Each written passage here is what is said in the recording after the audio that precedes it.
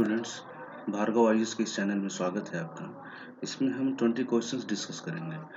3 video के माध्यम से हमने सिंधु घाटी सभ्यता को कंप्लीट किया है और उसी पर अब जो ज़्यादा इम्पोर्टेंट है, मोस्ट इम्पोर्टेंट और जो एग्ज़ाम में आने वाले क्वेश्चंस हैं उसको हम 20 क्वेश्चन पिकअप किए हैं और उस पर डिस्कस करेंगे। तो हमने 3 वीडियो के माध्यम से पढ़ाई कर ली है और अब क्वेश्चन डिस्कस करके देख लेते हैं कि हमारी पढ़ाई किस स्तर तक बेहतर हुई है। तो आइए हम लोग शुरू करते हैं। पहला क्वेश्चन है, इसमें से करेक्ट ऑप्शन को आपको चुनना है।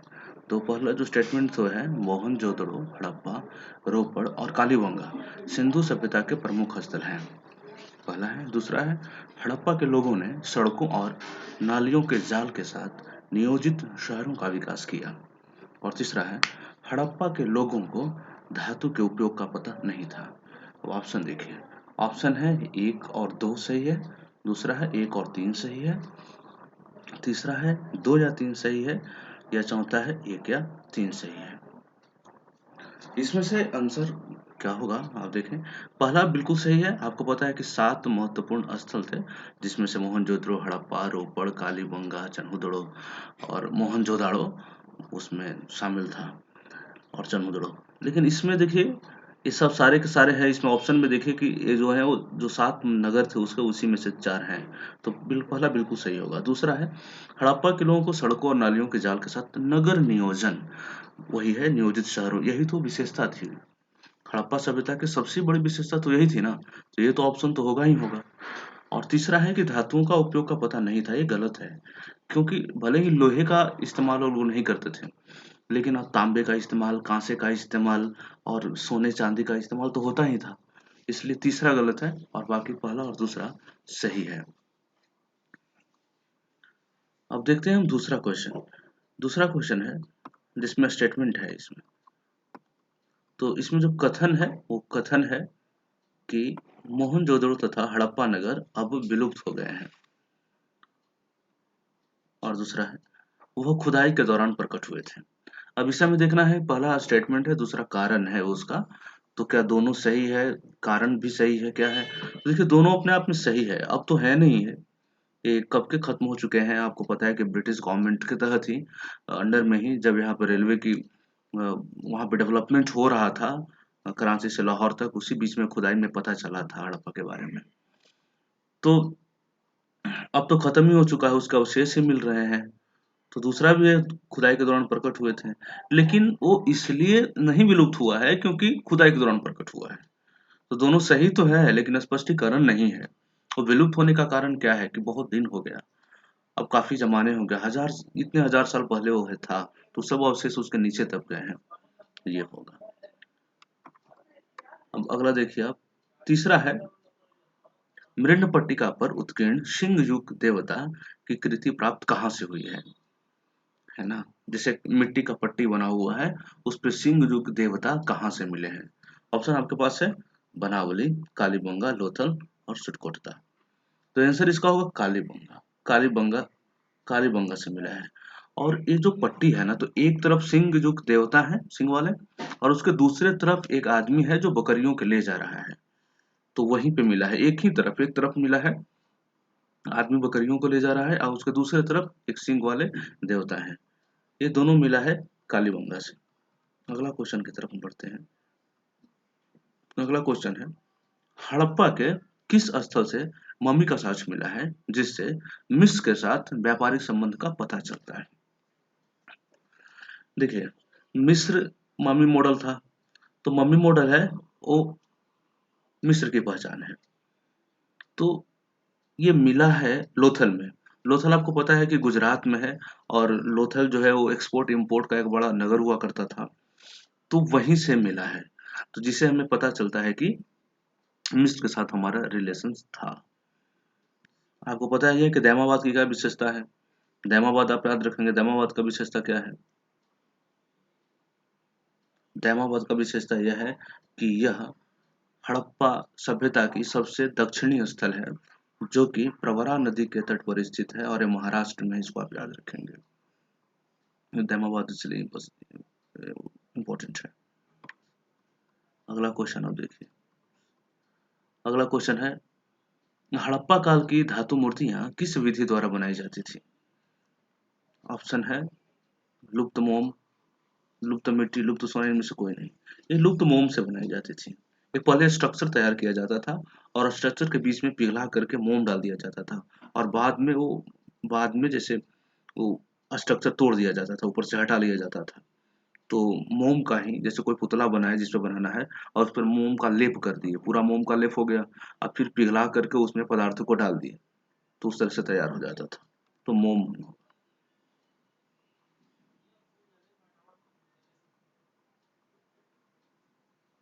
थोड़ा देखते हैं हम।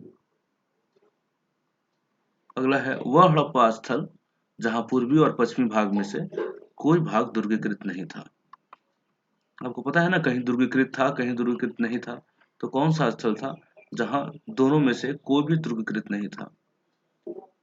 लोथल। लोथल आपको पता होना चाहिए कि लोथल ऐसा जगह है जहां एक ही दुर्ग में दोनों शहर था, पूर्वी और पश्चिमी। और जो मोहनजोदाड़ो है, मोहनजोदाड़ो में क्या है कि इसमें दोनों अलग अलग, इसमें मोहनजोदाड़ो में है कि इसके पश्चिमी टीला तो ध्रुवीकृत था लेकिन पूर्वी टीला ध्रुवीकृत नहीं था। हड़प्पा और मोहनजोदड़ो बिल्कुल एक जैसा था। हड़प्पा में भी पश्चिमी टीला ध्रुवीकृत था, पूर्वी टीला ध्रुवीकृत नहीं था। तो इसका एक और ऑप्शन हमारे पास है चन्हुदुड़ो। चन्हुदुड़ो ही आंसर होगा, इसमें से किसी को ध्रुवीकृत नहीं था। अगला क्वेश्चन है मोहनजोदड़ो से प्राप्त विशाल स्नानागार ग्रेट बाथ को किसने तत्कालीन विश्व का एक आश्चर्यजनक निर्माण कहा था? तो इसमें से आप देखेंगे कि जॉन मार्शल ने कहा था, जॉन मार्शल ने कहा था कि ये वंडर ऑफ द वर्ल्ड है, ग्रेट बाथ के। ग्रेट बाथ के बारे में आपको पता है कि एक विशाल स्नानागार मिला है जो मोहनजोदड़ो में, जिससे पता चलता है कि संभवतः वहां पर सामूहिक स्नान किया जाता था कोई पर्व त्योहार में। अगला क्वेश्चन है सिंधु सभ्यता किस युग से संबंधित है? प्रागैतिहासिक, आद्य ऐतिहासिक, ऐतिहासिक और उत्तर ऐतिहासिक। इसे हम आद्य ऐतिहासिक में रखते हैं क्योंकि इसके स्क्रिप्ट पढ़े नहीं गए हैं, स्क्रिप्ट मिले हैं लेकिन पढ़े नहीं गए हैं, इसलिए हम इसे आद्य ऐतिहासिक कहते हैं। और प्रागैतिहासिक वैसे होते हैं जहाँ पे कुछ भी हमें साहित्यिक स्रोत मिलता ही नहीं है पढ़ने के लिए, कोई लिटरेचर नहीं मिलता है पढ़ने के लिए, सिर्फ वहाँ आर्कियोलॉजिकल एविडेंस है, सिर्फ पुरातात्विक साक्ष्य मिला है वहाँ के बारे में अध्ययन करने के लिए स्रोत के रूप में। जैसे स्टोन एज आप देखेंगे तो प्रागैतिहासिक होगा। और आद्य ऐतिहासिक वैसे होते हैं जहाँ स्क्रिप्ट तो हैं लेकिन पढ़े नहीं गए हैं, हालांकि और आर्कियोलॉजिकल एविडेंस तो मिलेंगे। ऐतिहासिक वैसे होते हैं जहाँ दोनों मिलते हैं और दोनों का उपयोग भी किया जा रहा है इतिहास को समझने में। वैसे साहित्य है पुरातात्विक साक्ष्य के साथ साथ और साहित्य को पढ़ा भी गया है, वो ऐतिहासिक होता है। अगला क्वेश्चन है सिंधु घाटी की सभ्यता गैर आर्य थी क्योंकि वह नगर सभ्यता थी, उसकी अपनी लिपि थी, उसकी खेती हर अर्थव्यवस्था थी, उसका विस्तार नर्मदा तक था। लेकिन सारे ऑप्शन अपने आप में तो हैं, सही हैं, सारे ऑप्शन सही हैं, लेकिन हमें यह देखना, ये नहीं देखना है कि कौन से स्टेटमेंट सही है। हमें यह देखना था कि ये गैर आर्य सभ्यता क्यों थी, इसमें कौन सा रीजन है जो इसे गैर आर्य बनाती है। वो इसीलिए क्योंकि नगर सभ्यता इसकी सबसे बड़ी इंपॉर्टेंट थी, नगर का। और जो आर्य लोग थे उनकी नगरीय सभ्यता नहीं थी, उनकी ग्रामीण सभ्यता थी, इसलिए स्टेटमेंट ए सही होगा। अगला क्वेश्चन आप देखिए, अगला क्वेश्चन है सिंधु घाटी सभ्यता को आरोह से पूर्व रखे जाने का महत्वपूर्ण कारण क्या है? लिपि, नगर नियोजन, तांबा, मृदभांड। मृदभांडों से हमें पता चलता है, जैसे आर्य से पहले लाल कलर का लेप होता था मृदभांडों का और उस पे काले कलर की उस पे पेंटिंग की जाती थी उस समय का, और बाद में आप देखेंगे कि उसमें परिवर्तन हो जाता है मृदभांड में। तो इसका सही आंसर डी होगा। अगला क्वेश्चन देखते हैं सिंधु घाटी के निवासियों की सभ्यता को जानने का मूल स्रोत वो क्या है? तो मूल स्रोत में आप देखेंगे पहला मोहर, बर्तन, जेवर, हथियार, औजार, मंदिर, लिपि। देखिए इससे व्यापक हमें जानकारी मिलती है, बर्तन, जेवर, हथियार और औजार। इससे हमें यह भी पता चलता है कि उनको धातु, किन किन धातु के बारे में जानकारी थी। हमें यह भी पता चलता है कि किस तरीके के औजार बनने लगे हैं, हथियार बनने। इसका मतलब वहां पे जो क्राफ्ट्समैन थे, वहां पर जो हस्तशिल्प का उद्योग हुआ है वो किस स्तर तक का था, और जो हथियार मिले हैं या फिर औजार मिले हैं उसका इस्तेमाल किन किन क्षेत्रों में होता था, उसका अध्ययन हम किए हैं। जेवर से भी हमें पता चलता है कि उनकी उन्नति किस तरीके की थी, तब तो वो इस्तेमाल करते थे, भोग विलास का जीवन भी जीते थे। तो इससे हमें ज्यादा ऑप्शन, ज्यादा ये सही होगा। मूल स्रोत होगा, क्योंकि बाकी में अगर आप देखेंगे तो बाकी में सिंगल सिंगल है, ठीक है। मंदिर तो बिल्कुल है ही नहीं मंदिर, और लिपि तो हमें पता ही नहीं चला है, तो ये दोनों तो ऐसे ही हट गया। मोहरे हैं लेकिन इससे ज्यादा आंसर है समृद्ध है, तो बी इसका आंसर होगा। अगला है, हड़प्पा में मिट्टी के बर्तनों पर सामान्यतः किस रंग का उपयोग हुआ है? ऑप्शन देखिए, लाल, नीला, हरा, काला, और एक और ऑप्शन है नीला। अभी मैंने बताया कि लाल का हुआ है, लाल रंग से इस पे पेंट होता था और ब्लैक कलर के उस पर फूल वगैरह डिजाइन वगैरह बनाए जाते थे। अगला है, रंगपुर जहाँ की समकालीन सभ्यता थी वो कहाँ स्थित है? तो रंगपुर सौराष्ट्र में है, और सौराष्ट्र गुजरात में है। पंजाब में आप देखेंगे, पंजाब में रोपड़ है। उत्तर प्रदेश में आप देखेंगे, उत्तर प्रदेश में आपको मेरठ में मिलेगा, और मेरठ में जो स्थित है सबसे पूर्वी क्षेत्र है। पूरे हड़प्पा के क्षेत्र अगर आप देखेंगे तो सबसे जो पूर्वी क्षेत्र में स्थित है वो आपको उत्तर प्रदेश के मेरठ में ही स्थित है। राजस्थान में कालीबंगा है, ये आलमगीरपुर है उत्तर प्रदेश में जो सबसे पूर्व में है। अगला देखते हैं, निम्नलिखित में से किस पशु की आकृति जो मोहर पर मिली है जिससे ज्ञात होता है कि सिंधु घाटी एवं मेसोपोटामिया की सभ्यताओं के बीच व्यापार संबंध थे? देखिए, वहां जो एक मुद्रा मिली है ना, उस पे बैल का चित्र बना हुआ था। बैल, बैल है, ये मेसोपोटामिया में मिला है, और ये भारत की मुद्रा थे, मतलब हड़प्पा कालीन मुद्रा थे, तो यही वहां पे मिले हैं, इसलिए आंसर इसका सी होगा, तीसरा होगा बैल होगा। अगला क्वेश्चन हम देखें, अगला क्वेश्चन है, निम्नलिखित में से किस हड़प्पा कालीन स्थल से जुगल सावधान का साक्ष्य मिला है? जुगल सावधान का मतलब पुरुष और महिला दोनों दफनाए गए हैं, उनकी समाधि है। लोथल, कालीबंगा, बनावली और हड़प्पा। तो अब देखिए, एक तो मोहनजोदड़ो से मिला है, तो मोहनजोदड़ो ऑप्शन में है नहीं, और दूसरा लोथल में मिला है, तो मोहनजोदड़ो और लोथल में मिला है, इसलिए लोथल को भी मुर्दों का टीला इसको भी कहा जाता है। ऐसे मोहनजोदड़ो को तो कहा ही जाता है, वहाँ ज्यादा संख्या में मिला है। लोथल से 3 मिले हैं, 3 ऐसे सावधान मिले हैं युगविद, और मोहनजोदड़ो से 20 मिले हैं, तो 3 ऐसे मिले हैं जो कि पुरुष और महिला साथ में यहाँ पर समाधि उसकी है लोथल में, तो लोथल इसका आंसर हो जाएगा। अगला देखते हैं, सिंधु घाटी की सभ्यता की धार्मिक प्रथाओं के संदर्भ में निम्नलिखित कथनों पर विचार कीजिए। पहला है इसका, देखिए, इसकी प्रमुख विशेषताओं में से एक उर्वरता की देवी की उपासना थी। दूसरा है, हड़प्पा और मोहनजोदड़ो के भग्नावशेष से अनेक विशालकाय मंदिर संरचनाएं प्राप्त हुई हैं। तीसरा, पशुओं की पूजा सामान्यतः उस समय प्रचलित नहीं थी, और उसका उद्भव कालांतर में हुआ है, वैदिक काल में हुआ है। इस यहाँ पे 17 नहीं होगा यहाँ, क्योंकि कथनों में से कौन चुनना था? देखिए यहाँ पे नंबरिंग गलत हो गया है, 16 के बाद 17 नहीं होगा, ये तो इसी का पार्ट है ना, तो इसे आप इग्नोर करें, ये 17 को आप इग्नोर करें, यही है, इसी में से आपको चुनना है। तो देखिए, पहला आप देखेंगे, उर्वरता की देवी की उपासना तो होती थी, ये तो बिल्कुल सही है। दूसरा देखिए, हड़प्पा और मोहनजोदड़ो में विशालकाय मंदिर, मंदिर नहीं मिला, आपको याद रखना है, मंदिर यहाँ नहीं मिला, वो बाकी उधर मिला था। आपको मिस्र की सभ्यता में देखेंगे, मेसोपोटामिया में देखेंगे, मंदिर यहाँ से नहीं मिली है। तीसरा है पशुओं की पूजा। हाँ, पशुओं की पूजा तो प्रचलित थी, पशुओं की पूजा प्रचलित थी, क्योंकि आपको पता है कि पूजा तो 3 ही चीज की जाती थी, एक मातृ देवी की पूजा है, और दूसरा पुरुष में पशुपति की पूजा है, और तीसरा एक सिंह वाले बैल की पूजा है।